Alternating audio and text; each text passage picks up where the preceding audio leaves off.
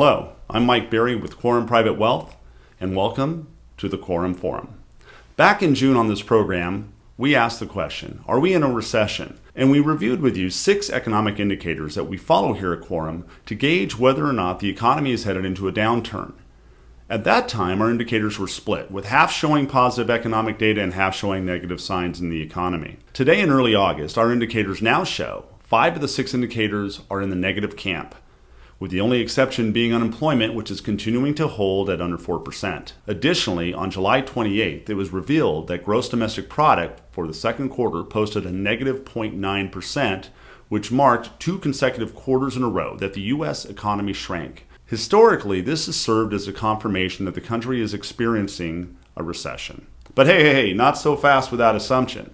The word from the Federal Reserve and the White House is that it's different this time, and the discussion amongst economists and Wall Street pundits offer mixed opinions on whether or not this is a credible measurement.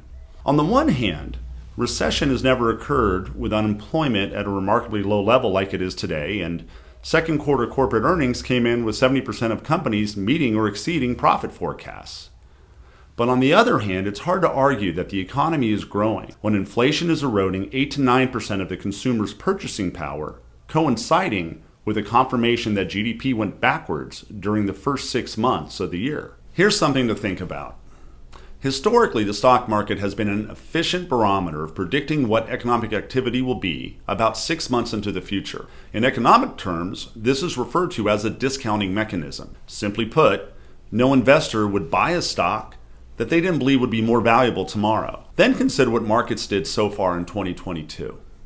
Stock indices hit new all-time highs during the first week of January, and then proceeded to consistently pull back to the point that by mid-June, the S&P 500 was down more than 20%, and the NASDAQ was down near 30%. And voila, we were in a bear market with looming fears of recession. That coincidentally is the same 6-month period where GDP turned negative for 2 consecutive quarters, even though GDP had been forecasted to be positive for both of those periods.